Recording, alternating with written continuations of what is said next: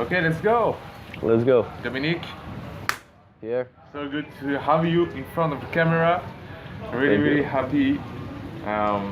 It's a great honor, really, for me, because you have been such a great source of inspiration for a long time right now. A really long time. When I think about it, I don't know how many years I've been following you actually, because really, you know, in the universe of calisthenics, movement, strength training, you're kind of a character, you know, quite kind of unique, you know. But I think you know because and I know you I think you like that when people say that about you, because it's easy to fell into something like stereotypical, you know, everybody's doing the same shit. And we talked about Ido Portal yesterday, and I think we're going to talk about him today. But the thing you're doing, always trying to find new challenges, always to unpack what is movement, what is strength, what is bodybuilding, what is, you know, always to try to discover, sometimes facing death, your own death. Debatable, but okay. May look like this on the outside. Yeah. It's kind of unusual, and I think that's what I liked. Thank you. Get your videos and photos. So really happy to have you here. Thank you. Yeah, it's a pleasure to be here. Yeah. So much stuff to talk about with you, because I think few people in France knows you. Really few people, and let's change that, because it's almost Christmas. Even if we are not like Christmas. Yeah, it doesn't look really like Christmas. Here. In body, it's really hot, but because I received a lot from you, I want to give back. And Christmas time is present time, so I want to talk about Dominic on my channel, which is a French YouTube channel, and because few people in France knows you, can you just start to introduce yourself, who you are, where you come from, what you are doing, etc. Okay, so my name is Dominik Sky. I come from Slovenia, Krasinec, basically a village of 100 houses tops. And I began my journey when I was very young. I was always very interested in movement. I would say movement specifically, because I was. My mother always told me when I was young, she wouldn't have to, when she would go outside and looking for me, she didn't have to look on the ground. She was always looking up, like I was on trees or climbing on the garage. I practiced a lot of movement with my brother, something like juggling, playing football, which was actually my first sport, was very interesting. And even when I was a kid, I always wanted to be like wanted to take it a bit on a higher level. So I remember just juggling with a football. When I was a kid, the record was like 12, 15, 16, and I took it to 12, then I took it to 15. And I was a kid there, but then I saw a guy who did 1,000. I was just a kid. And then I spent every day, 5 hours a day, just juggling a football outside until I made it to 1,000. And it was a bit shitty because nobody believed me because I was a kid. Yeah, because even the older guys there were doing like 100 maybe. But yeah, so, but my main thing was, after about 4 years of football, I realized, okay, this is not so interesting to me. And I saw this free running video that my brother showed me, and I'll never forget like I can literally put myself there in the room. I know there was the computer, my brother, my little brother, and then my older brother showed me the video of Chase Armitage and Cole Armitage. It was two guys, they were brothers. It was the Brother's Journey was the title of the video, and they were doing free running. They were doing wall flips and everything, and I was like, okay, this is what I have to do. Like, and there was also a backflip there that was like a, let's say, 5-meter backflip on the beach, on the sand. I remember exactly how it looked like, and yeah, right there I decided I want to do this, and basically went outside and tried to do it. And never had a teacher. I've been doing now free running for about maybe 12 years or something, and basically learned most of the stuff, like 90% of the stuff outside, which is a lot different from what you see these days. There are a lot of good free runners. Most of them practice in the gym, so I practiced outside.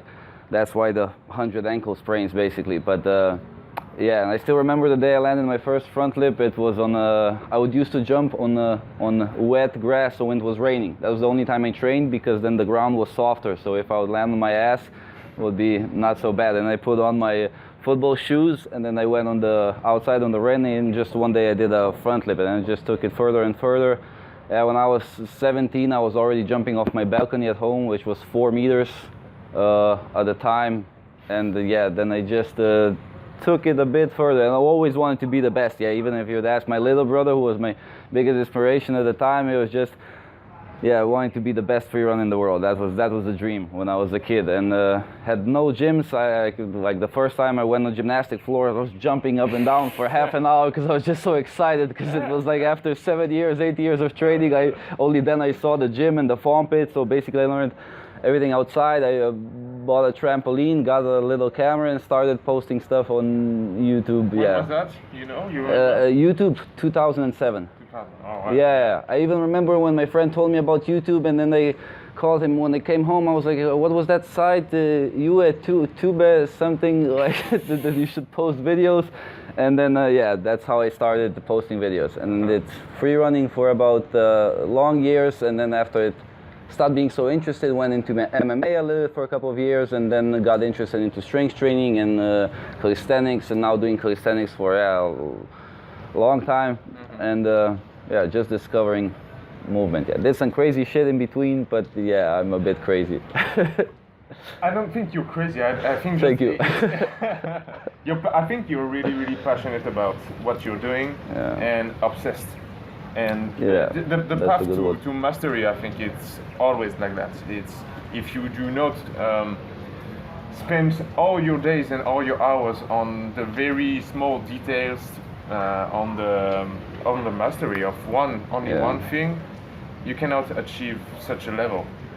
And I have a photo with Ido, and on the shirt it's a geek. And when I think about it, if I have to start a company tomorrow, or if I have to, I don't know, build something, or I will hire a geek, whatever the field, whatever. I want the one who's so passionate about what he's doing that he can spend the whole day on only one task. And this is what you jungling with a ball when you were killed. It's what I think everybody can feel about you. It's like you put the camera and okay, let's do that 100 times. I saw a video of you trying the push-ups on the rings. You're on the rings, you push, you clap, and you have to grab the ring. Terrible. But it's I think everything is inside this video, all you love about your passion, about your about the sport, about the calisthenics, about everything is inside. Thanks. It's so funny because on that, it was winter time at that video. It looked like it's nice and sunny because I have no shoes, like no shirt. It's actually fucking cold on that one. And I tried it for a week every day, like 4 hours. My blisters, everything was sore. After a week, I literally wanted to give up. I said to myself, shit, I have a lot of videos. I have a lot of, there's so many different variations. And then I was like, maybe it's not happening. I was like, hey, let's just give it a couple of more shots. And then it actually full out happened. I was so excited. And it's funny because just of that clip, my best friend currently and my business partner, Sammy, he saw that video and he was like, this is the person I want to work with. And that's why he came from Denmark at the time to Slovenia and trained with me. And now he's my business partner. And we have, that's why the brand is growing. That's why there's so many videos out there. Because he's a very unique person, and he pushes me to give more value to other people, and he also really affected the way I currently am, who I am. And it was because of that video, because he saw the drive and making that one happen. And it's funny when you said about geeks is the way I learned free running was watching the videos frame by frame. Because at that time it wasn't like now you have tutorials for everything on YouTube, for how to make a cake to how to everything. And at the time there wasn't, so I would film myself and then I would watch it frame by frame, and next to myself I would have a guy who does a perfect backflip, and I would watch him frame by frame, and I would see, okay, I would stop the position when the body leaves the floor. I would be like, okay, my upper body position is a bit too far lean forward. Okay, that's not good, so maybe there's something here. Oh, his arms are a bit higher. Okay, his hips are like this, and I would watch every clip from every flip. Basically, I know frame by frame. Like even when I see somebody who's way better than me currently at free running, I can see exactly what's missing in their technique because I watched it frame by frame, and I watch all the YouTube videos on all the I know every decent free runner, yeah, from decent to good. It's funny because at the time there was a limit on how many favorites videos you can have on YouTube. Oh. And I reached the limit. Yeah, I had to delete my favorites videos because I watched so many free running clips, and I put everything that I watched and rewatched on favorites. And also that's what Ido says, which I really enjoyed when I read that because I thought I was wasting time. He says the best way to get better at movement without actually doing it is watching it. Watching it, rewatching it, observing it, how it's done. I was like, okay. And you get zero impact from that. You can learn without basically damaging your body at all, and you can do that a lot, and that's why I did so much when I was a kid. Watching it, rewatching it, visualizing it. Really enjoyed it. It's far and really, I think, far away from what people are trying to do right now. And when they fail to reach their goals, whatever it is, maybe it's build muscles, maybe it's to lose some weight, maybe it's to get better at what they do, maybe it's they want to do the back lever, front lever, trying to do a real pull-up, whatever. Nowadays every marketing brand is trying to sell us a shortcut. And I think that you can buy anything, any program, but you cannot buy discipline. You cannot buy all the hours you spent trying to do the things, visually yourself doing the movement, and it's not sexy. It's not marketing-based communication. You have nothing to sell here. It's only about patience, only about spending time, trying to do things, and I think that's what a lot of people love you. I think so. It's be obsessed. Always. It's like Ido.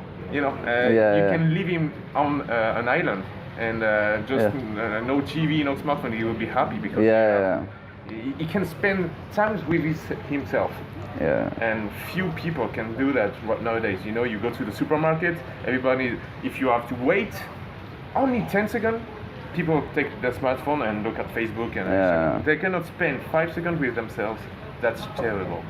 And I love this place right now where we are at Nirvana Strength, because here we have pain, with effort, with gymnastics, with calisthenics, powerlifting.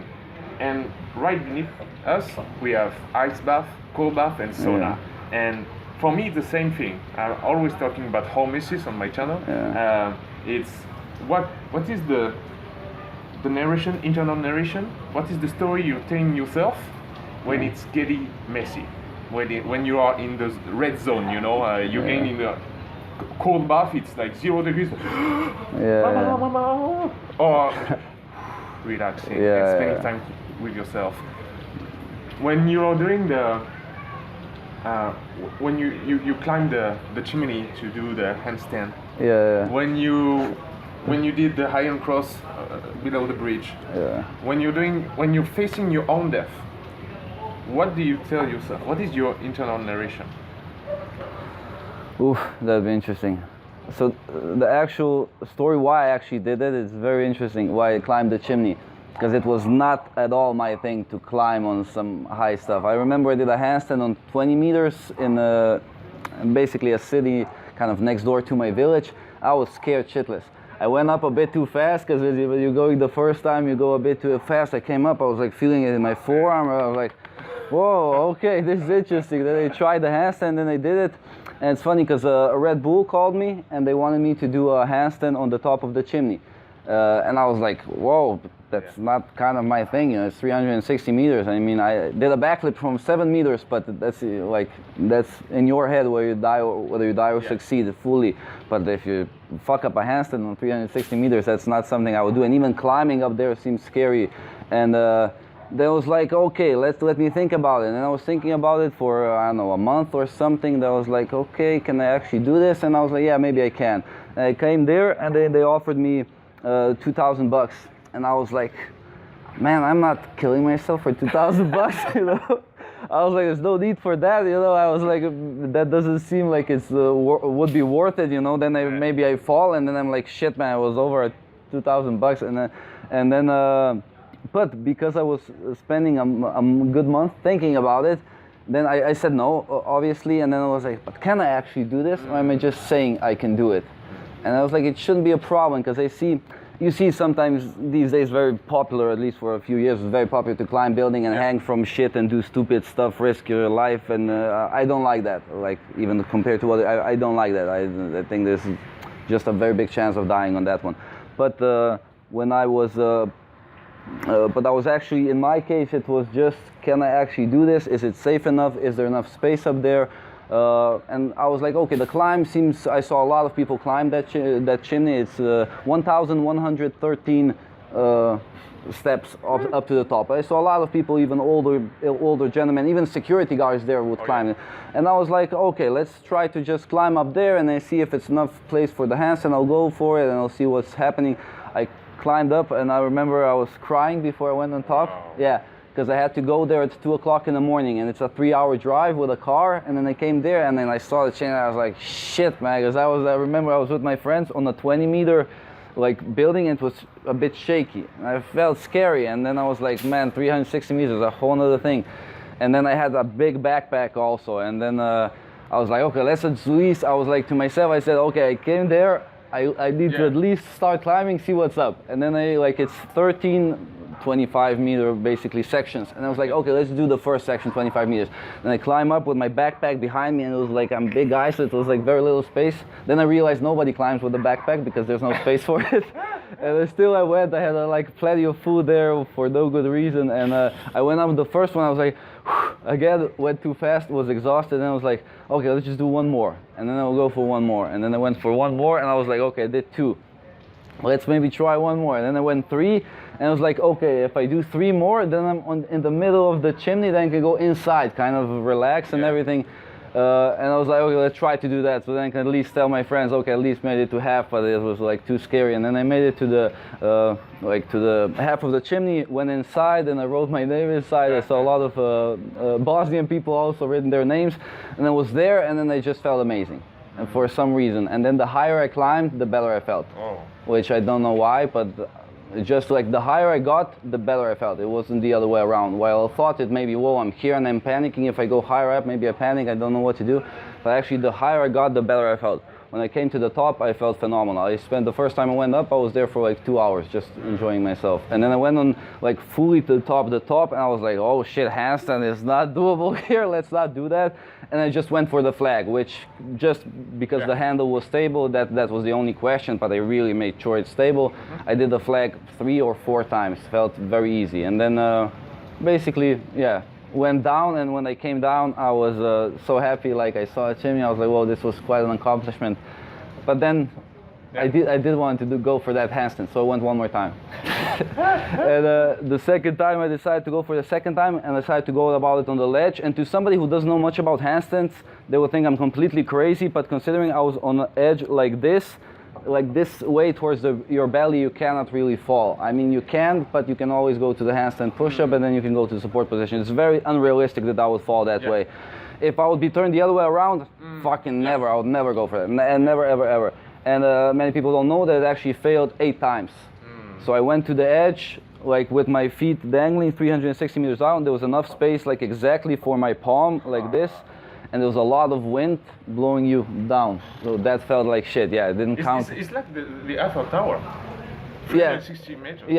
You're on top of Eiffel Tower trying to do a handstand. Yeah, on the edge and with your feet down. It's crazy. And then I went across the edge the first time around. I was like, shit, holy shit. Then I pressed up. I immediately went to banana too much. On the video. Played it safe, and then it was on the video. You put the GoPro camera on your feet. And that's also a thing. I actually went like 3 days earlier, and I had guys with a drone ready to film. And then they came there to the chimney, and the guys were like, how much space you got up there? I was like, 1.1 meter, which was a big lie. The guy was like, but can you fall down? And I was like, no, it's pretty short thing, you know. And then he's like, and then they chickened out, so they didn't want to do it because Also, the first time I did it, the security guards, they interviewed me at the chimney, and the security guards knew I was there and they wanted to press charges. Then luckily nobody did it because it's prohibited to go up. But then they was scared, and then I went home on that day, and when I came home, I was a bit disappointed, you know, because they didn't want to film me. I was like, man, but I need a good drone shot. And then I remember, like, in the evening when I was sitting at home, I was like, you know, if this was 5 years ago, I didn't know anybody who had a drone, and I would just go up there and I would film it myself. And I was like, okay, fuck it, that's what I'm doing. I'm going by myself. And then I didn't tell any of my friends. And I waited for 3 more days and didn't tell anybody because everybody was so nervous of me going up, and then they were writing me like text messages, are you there already, blah, how's it going? And then I just, it's too much pressure. Yeah. And then I didn't tell anybody, like not even my parents. And then after 3 days, I went to bed at 10 o'clock in the evening, which my mother right away knew something is going on. But then at 2 o'clock in the morning, I kind of stole the car. So I didn't tell anybody, just took the car, went there, climbed up, did a handstand, and then texted everybody, like, and sent a message from up top. And my friend thought, like, why is he sending the same picture as 3 weeks ago? But I actually went once more, yeah. And the handstand, that was by far the scariest thing I did in my life. Yeah. Because what the chimney is not like in one line. Yeah. So you usually it's curved, and then what you see is way more than I expected. That was the only thing that I didn't took in consideration. Because if you do something on the edge of the building, I did it already. But then you can, with your peripheral vision, you mostly see this. So it's mostly like everything is close. Yeah.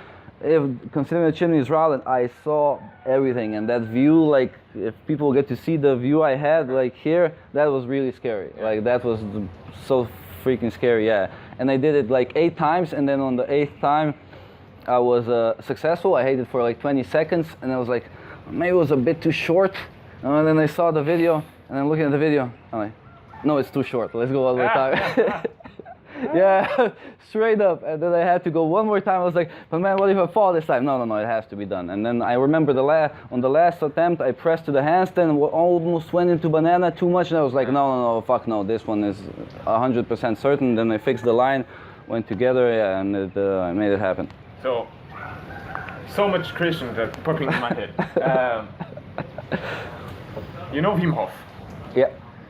Before he comes into he enter into ice bath, he said, I'm not thinking, I'm just diving into myself. I'm just diving. So right before the handstand, what do you think? When you're on the edge, on the chimney, and you say, what do you say to yourself? Come on, I can do it, come on. Or you don't think. You just rely to your body because you have such a strong relationship with your body. So maybe it's just a flow. Maybe you don't have any ideas that pop up. I would say the main thing is certainty. I'm absolutely certain that I will make it happen. I think that's the main thing that I've learned in my 10 years of free running, doing backflips from 7 meters, jumping like and stuff like that. It's certainty. When you can do it, you know you can do it. Yeah. And I learned this by very simple. I had one attempt when I did a front flip of 5 meters, and I never injured myself doing a front flip, even though it's 5 meters, like a diving front flip. It's like basically jumping clear down through the balcony, and it was raining, and then I had mattresses down there. I did one attempt and I over-rotated a little bit, but it was good. And I was like, okay, I just need to be a bit more patient here. And then I did one more, again a bit of over-rotation, but on the mattresses it's not a problem, even from 5 meters. And then the third one, it started raining a little bit, and I was like, shit man, I have to either go home, and I was always filming alone, so I would have to load up the mattresses in the truck, then go back to home, and then next time come and warm up and do the whole thing. And I was like, I'll just put the mattresses away. I'll just make sure I'm a bit more patient when I jump and not over rotate, and I should be fine. I never injured myself doing a front. And I remember it was the only jump in my life basically when it was not 100%. And I was like, but what could go wrong? Yeah, I did this 100 times, but I wasn't certain. Like I even remember it right now how I felt when I went for it. And then I went for it, again tucked a bit too fast, over rotated a little bit. It was a Dominik Sky 2012 video, one of my major videos at the time. Over rotated, boom, broke the collarbone straight up, and then I had to also drive home with a broken collarbone and then go to the hospital. And that was my first broken bone actually. That was like serious And if anybody had a broken collarbone, it feels like shit because you cannot sleep on the side, you cannot sleep. I was miserable at the time for a couple of months. And that was my first breakthrough video. It had like, I don't know, 150,000 views at the time. Like I felt like I really achieved something, and that was on the top level regarding free running at the time, and I really felt good. And then I felt really discouraged about the collarbone. They told me, like the doctors always do, yeah, if it broke, then it will break again because it's a sensitive joint, blah, blah, blah, blah, blah. And but that was funny because that was one of the main reasons why I got more into calisthenics, because I was like, okay, if I maybe get a bit stronger, then I'm gonna have a lesser chance of getting an injury. And then I remember at the time I was doing dips. When I was doing dips, it hurt. And that's why I did a lot of dips. Yeah, I did a lot of dips. At the time, my PR in dips was 88 reps, consecutive reps. That's one of the reasons why I have big chest as well. But yeah, I really pain went away. I went deeper into calisthenics, went back to free running, never was even close to breaking this collarbone. I obviously had several failures after that one, like falling on my side, on my head, and so on and so forth. Never broken that collarbone. But I remembered how it felt when I'm not 100% certain when going for something. And when I went and did the 7-meter backflip, I was 100% certain. I basically imagined I'm jumping into water. Yeah, because I do, and just 100% certainty is the one thing, if you're certain, you're gonna pull it off. Like, even if, I've never tried a backflip of 7 meters, not even on mattresses. I tried it from 6 meters on mattresses, then my friends, I was there and I was like, let's just put it away, I don't need it. I'm just gonna go for 7 meters. When you're absolutely certain, you're gonna pull something off. Yeah, it makes a huge difference. Yeah, this certainty, this kind of mindset, you build it. During from your childhood to now. Because from the outside, we can think that he's just crazy. He's just not thinking about the risk. He doesn't care about his life, you know. But it's not the case. You have such a connection with your body, with the environment, with the movement you're going to do, that you know that you're going to do it. Or you know that you will not do it, and you don't do it. You keep that for later. Yeah, that's also something that people don't see. Like, I went several times and decided not to do it, but that's not what you show, you know. But I remember, if I'm not 100%, I'm not gonna go for it. Like the first time I went to the chimney, I didn't go for the handstand because I was not prepared. Then I was preparing myself for I think about 3 months, and I was certain, okay, I didn't miss a kick-up for half a year, basically, because I thought at first I was going to do a kick-up, and for 6 months I didn't miss a kick-up, like a single kick-up ever. In the morning and in the hour. For 6 months, it was 100% success rate on the kick-up to handstand, because that's what I thought I was going to do from chimney. And regarding the 7-meter backflip, I was thinking about this since the first time I saw that video. Since I was probably 14 when I watched that video, I knew at some point I was going to do the highest backflip that anybody has ever done. And I was thinking about it for so long. I was preparing for it, not to over-rotate. I have a specific technique which basically is looking forward. Usually the guys would go in a squat and then really push back, but then it's a bigger chance of over-rotating, which is basically death.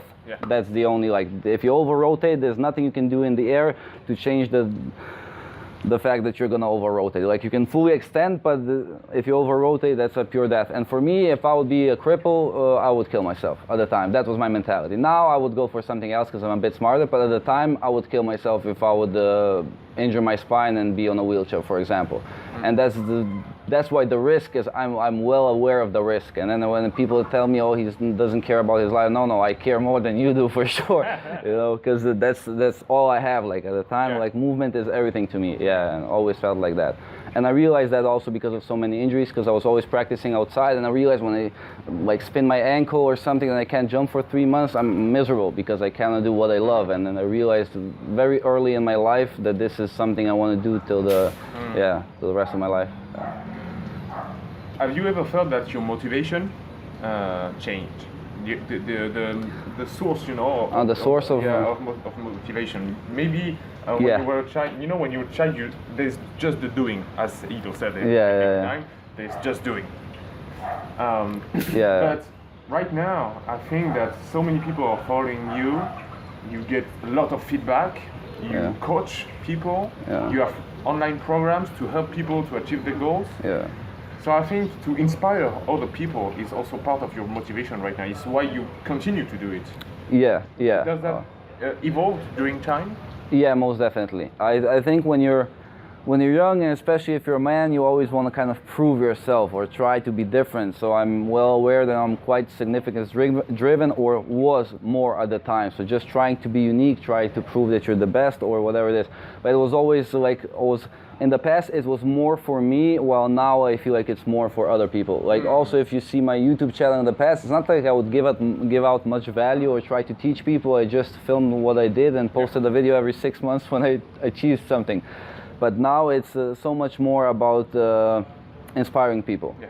I think that's right now it's my, like, still I'm in it for the selfish pursuit of who I am and what I want to achieve and fully discover my potential, but at some point that ends. Like, you cannot, like, it's not like in a few years I can go jump from 10 meters, and then in a few years I can go, oh, maybe I can go on a higher chimney. At certain points, when you do things for yourself, you realize at a certain point that you was not really doing it for yourself, but mainly for people to like you or love you. So it's about that connection, it's about giving back to the community, and help people. Yeah. And nowadays I realize that more and more, and it's not about breaking the new world record or something like this, but it's discovering who I am and what I'm capable, and what I can give back. And yeah, it's maybe a different story, but the free runner who inspired me was Chase Armitage. Like, he was the main guy who made that video, and I followed him for long years. And he had one video when in the end there was a quote, "I may not change the world, but I'm sure to spark the mind that will," and that was said by Tupac Shakur, which I had no time who was Tupac at the time.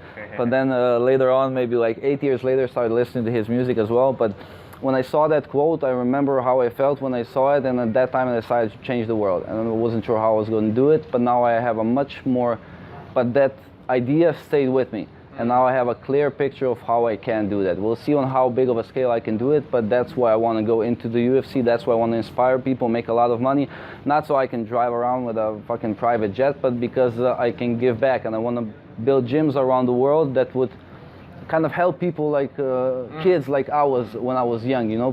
Like, why shouldn't there be a gym in Slovenia that would be so kids could go and train gymnastics and parkour and learn all this great stuff about movement. And that's what I want to do, and I want to do it on a big scale as is possible. Yeah. I think you can do it. I think if someone can do it, you can do it, because you're passionate and you have reached such a skill level on everything you do. And more than that, of course, the skills are really important, but what is interesting with you is your smile. You're always passionate, and you want to share with people. As compared to other people, really different people, you know, can train in their corner, not talking to anybody, not sharing, etc., not smiling, not. I think inside of you have a teacher, a spirit, you know, to share, and this is beautiful. And of course you reach that point of humility and wisdom to say, okay. It was really fun to do it for me. I want to give back, and I want to open up to help people. And it's a great project. So you jump a little bit far. You talked about your future. I want to talk about that. Okay. Before, I follow with a lot of attention and pleasure your newsletter. And inside your newsletters, of course, you're talking about strength training, which is one of your focus right now. Yeah. I think so. Yeah. Let's talk about strength a little bit, because I think there are a lot of misunderstandings right now around it. If you can think about it, what are the biggest mistakes people are doing, or the misunderstandings around strength training? Oh. You talked about the rest period. You talked about the reps, number of the reps. Yeah. You talked about a lot of things in your newsletters. Yeah. Okay, so we can go right now to the principles of strength training, which is I have deeply researched the past 8 years.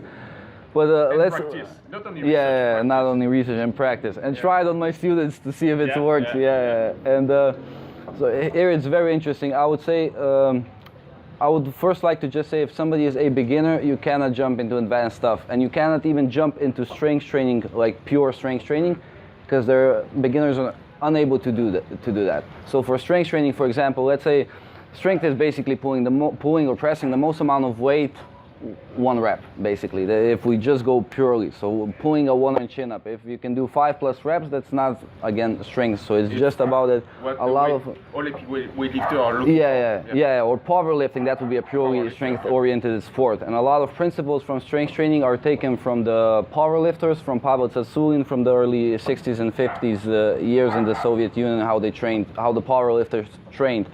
But you cannot go right away into strength training, because if you're a beginner, you're unable to, let's say, boost your central nervous system. And and this is all that strength training is. It's not like the muscle is lifting, it's you being fully aware and prepared and focused and pulling in a set.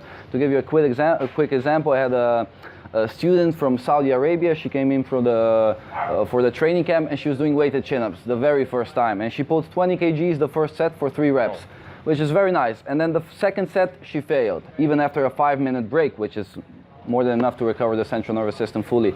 And she failed the second set, she failed the third set, she failed the fourth set. And on the fourth set, I asked her, do we even prepare mentally before going for a set? And she was like, and I was like, what do you mean? And I was like, okay, let's get serious. If you just pretend that for the next set, if you don't pull a set, you're gonna die. Like somebody's gonna take a gun. Your mother will die. It's like I even tell myself, Dominic, if you don't like do this next set of squats, you'll never be successful in life. I would tell myself that. And funny enough, after a 5-minute break, the 5th set was successful, and it looked easy. And then the next set again was successful, because she learned how to prepare for the session. So it's not really how big of a muscles you have, it's how activated are they, and also how well you prepared before the set. So that's why the long break. If, however, I would start training somebody right now, and maybe they're fairly skinny, or maybe they never trained strength in their life, they would have to start with something lighter. So something like a light hypertrophy. And this is something in the past I would never say. Hypertrophy is extremely important if you truly want to be strong. So, and also do it in a safe way. So if you have somebody who's 40 years old, you give them right away to strength training, and maybe they can even pull a 40 kg weighted chin up. They cannot start with strength training. They're gonna get injured. Mobility is also, I wouldn't even say usually limited. I would say every time it's limited when you have a 40-year-old, at least in specific places. And if the shoulder flexion is very limited, you can have a lot of troubles. And the shoulder is the most complex joint in the human body, and you really need a lot of preparation before you go into strength training. So first thing is, if for a complete beginner, I would say for 3 months or even 6 months on hypertrophy and taking care of your mobility. Very important.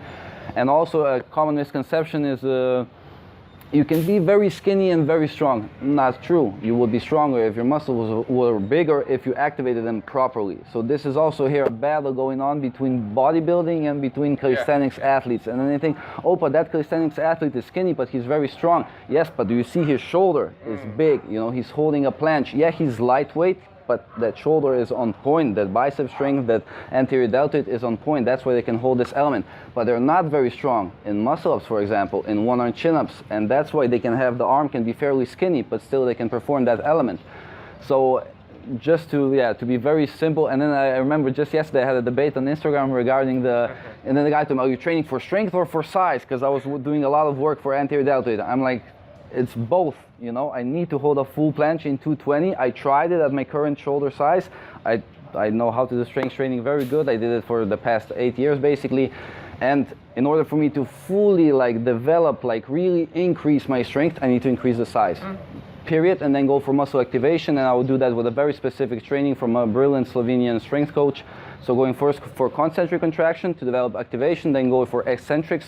So eccentric phase to really fully activate the muscle, and then going for isometrics if that's the goal, or if not, just going for that specific element that you want to achieve, whether that being one-arm chin-up or handstand push-up.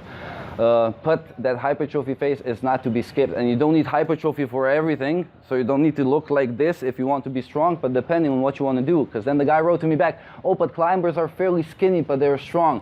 But I'm like, yeah, but they don't need jacked legs in order to climb. You know, they don't need huge pecs. What they need for climbing is the forearm, that bicep, brachialis, brachioradialis, and the back. And that is usually well developed. And you can be fairly skinny, but still have a good looking back and good looking bicep. But the arm overall is not gonna look jacked. But without that muscle mass, you cannot pull the one-arm chin-up. Like, you're 90 kgs of weight, you have a bicep that's like, I don't know, like this, you cannot pull a one-arm chin-up. And then I see so many times people also making a mistake of jumping into eccentric phase way too fast. Yeah, everybody doing one-arm chin-up negative up to here, how is it? And then just dropping it. You need to do reps. That's also something that's very important. Reps on top of reps on top of sets. Yes, this is very important. Everybody wants to jump into static elements, isometric holds. Yeah, you should do isometric holds for specific stuff, so I like to use it for to strengthen the joints. So if you want to hold a planche eventually, it would pay off to take care of that elbows and stuff like that. But for like purely strength, because I see a lot of people like jumping into tuck planche, and again, tuck planche.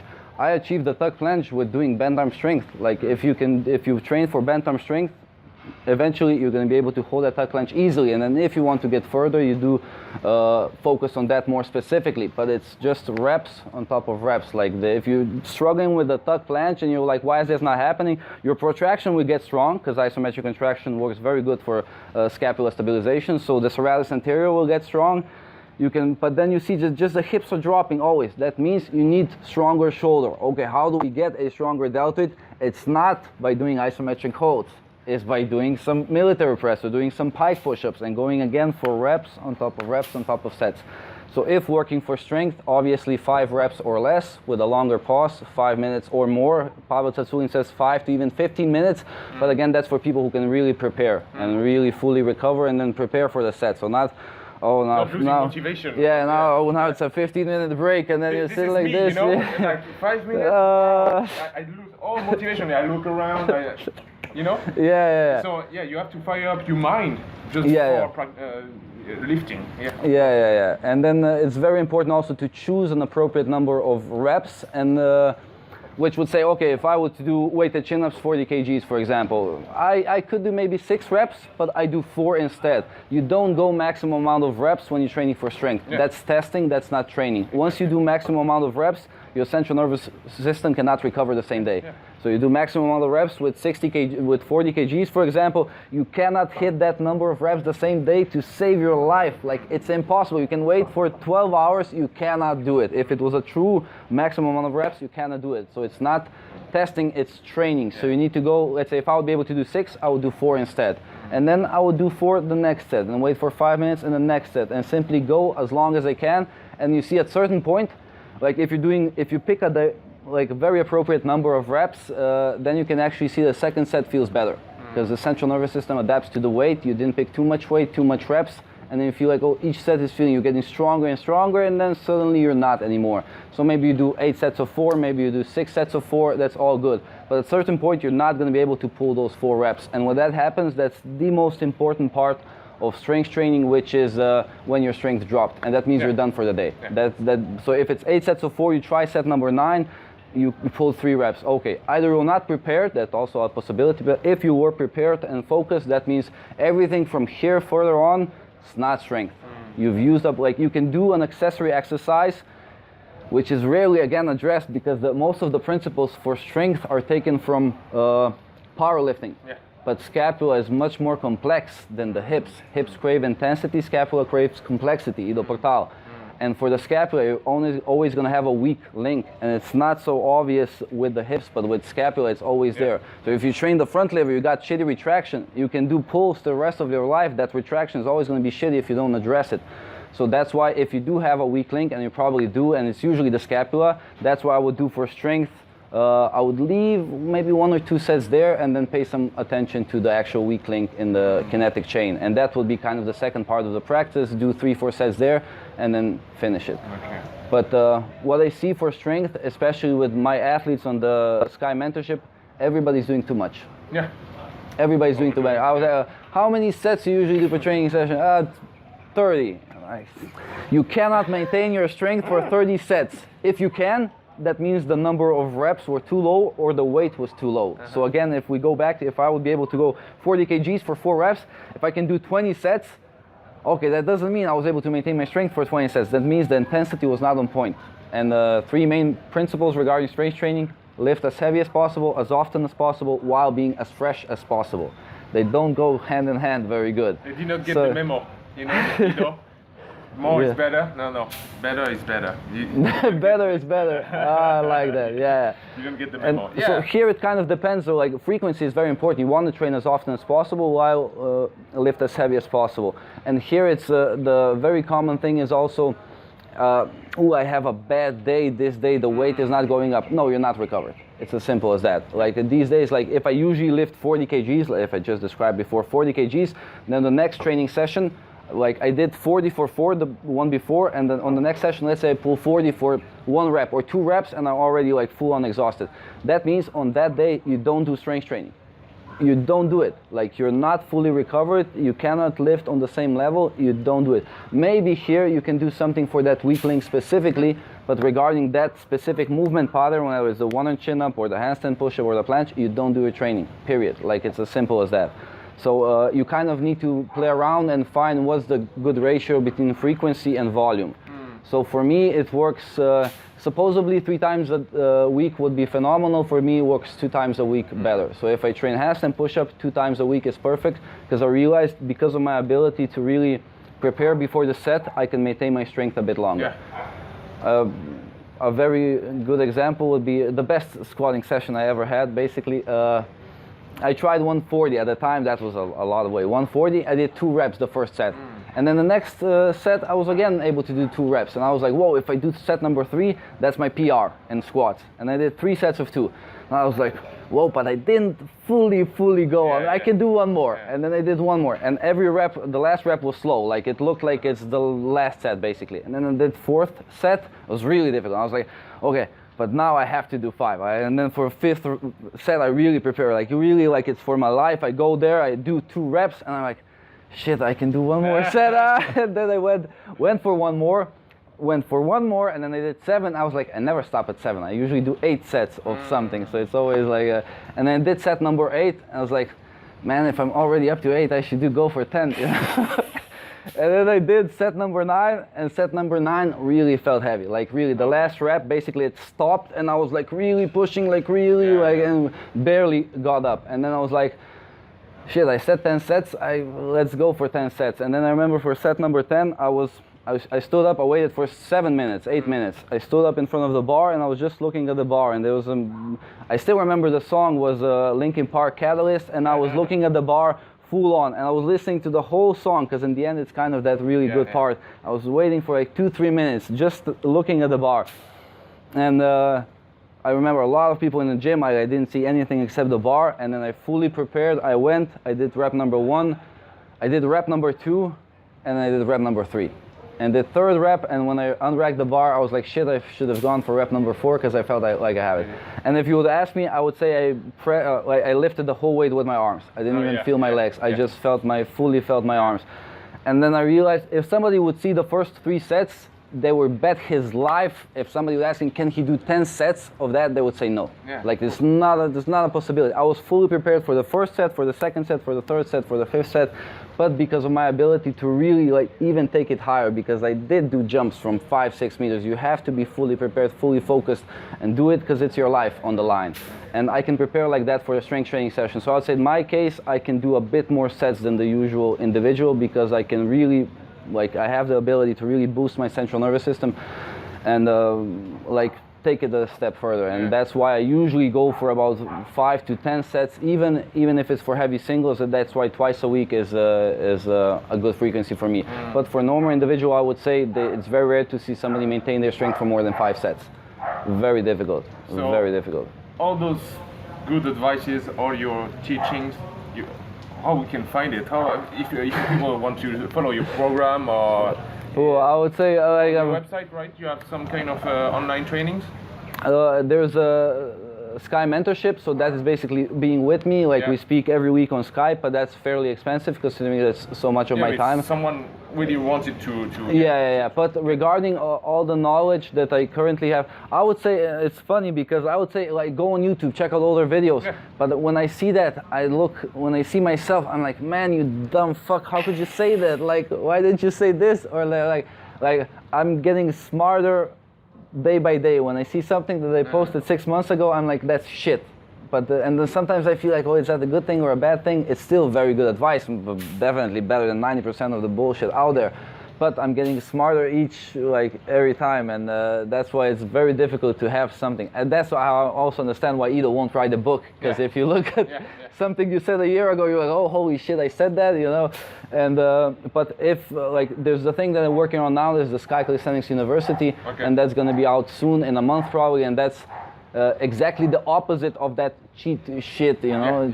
Cheat shit should be called, not cheat sheet, but and it's 40 hours of footage just to learn how to train. And it's not even, there's not a single routine that'll be like, we'll do 5 sets of 10 push-ups. There's none of that. No, it's you learn how to learn. You learn, exactly, teaching a man how to fish, basically. So it's you have the exercise library, you have the warm-up videos for beginners, for advanced athletes.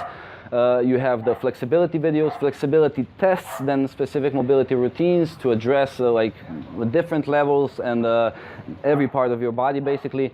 I have the trigger point and myofascia release, so I have the whole hand balancing series regarding tennis ball boxing tutorial, juggling tutorial, head balancing tutorial, handstand tutorial, obviously, with some of my students also showing somebody who is a beginner and is doing it, and somebody who is intermediate level, really and how the practice would look like. So, because if I demonstrate everything that people think, he knows it, and then it's very, but if I have somebody who's on beginner or intermediate level, you can see it better.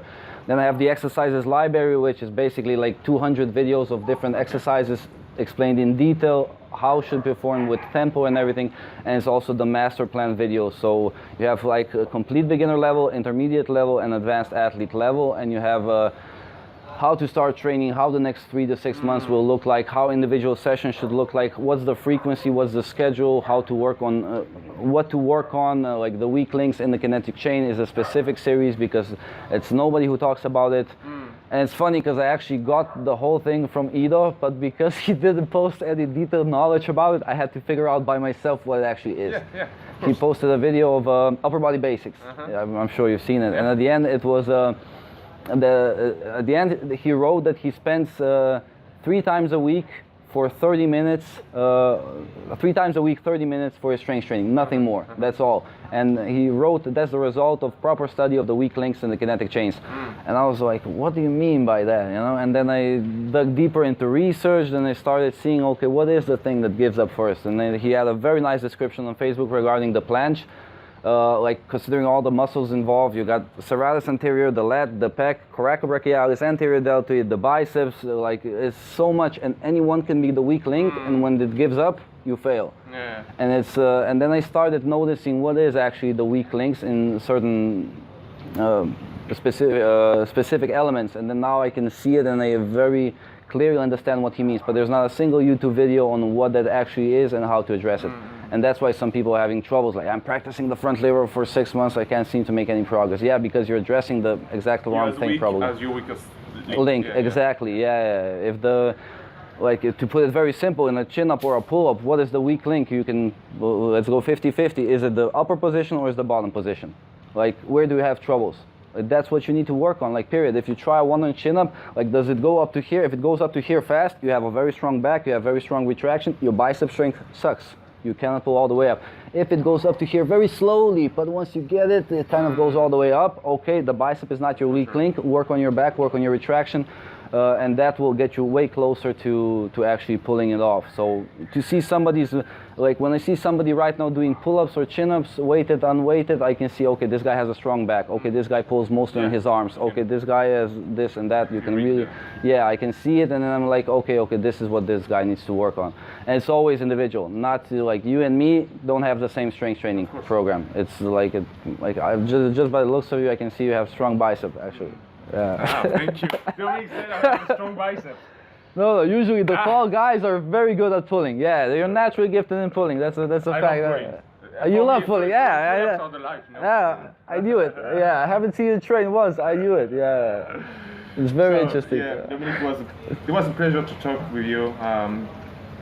We have so much other topics to talk about, but okay, let's keep that simple for this time. Yeah. I hope you will be back on the channel. Yeah, so next step is the university. How do you call that? Sky University? Sky University. Yeah. It's a few months. Supposedly it's Sky Calisthenics University, but actually it should be better if it was Sky University because it's also, I have deadlifts there, squats, barbell training, everything about lower body. I have the jumping series, which is beginner parkour practice as well. Because it's often not addressed, and I hate that. I hate when somebody's really training for legs, for strength, and they don't jump. Yeah. Like your legs are meant for jumping. Like Ido says, you want bamboo legs, you don't want tree trunk legs. Yeah, again, and it's just jumping is such a fun way to practice also. And beginner, everybody can start parkour right now. Like if you just take it to a beginner level, isolate, integrate, improvise, and yeah, jumping is a very important part of it. But also, yeah, barbell training, everything like Sky Calisthenics University. Announce it on your channel. Yeah, actually, the whole thing was just today uploaded on Dropbox, so we just have to like put in Vimeo and ClickFunnels, so that takes maybe 1 month of work, and then we'll announce it. Okay. Yeah. Perfect. And where people can find you on the internet? So Instagram, I hope. Instagram, Dominik Sky. Yeah, YouTube channel also Dominik Sky. I think we supposedly have a Facebook, which I haven't visited. Everything will be here. Yeah, we have a Facebook as well, but I don't spend so much time. I don't like actually spending so much time on social media, just because of the reason you said. Everybody these days is mostly here. I like to use it for learning. I think that's a great tool for learning. I learned so much on Instagram because hand balancers, like Ido Portal as well, like a lot of people post very quality video descriptions. It's very difficult to find, and it's like first hand from him. You don't have to like check out some different, like you just, okay, this guy is doing good, he has good students, he's obviously a good teacher, let's see what he has to say. Exactly. And then you simply implement that into your training, and you can also reach out to them, which I was quite surprised, because I was like, when you reply, it's so, pleasure, you know, to read him. Yeah, I think social media is great for learning. Actually, most people tend to, like a lot of people, I would say, tend to abuse it, spend too much time on it. But it's a tool. It's a great tool. Yeah, it depends on how you use it. You know, it's a good heart law. It's a measure. You know, a measure ceases to be a good measure when it becomes a target. Oh, okay. So the reps, you know, when Ido is counting, everybody, you're counting, but I thought you was in the movement, in the instinct. No, counting is good, but it's a tool. It's not an objective. If it becomes an objective, it ceases to be a good measure. I think it's really true. Sounds good. Dominic, thank you so much. It was a pleasure. Thank you, Pierre. I wish you the best, really. And thanks again. Thanks a lot for inspiring us so much. Thank you. My pleasure. Bye-bye. Bye.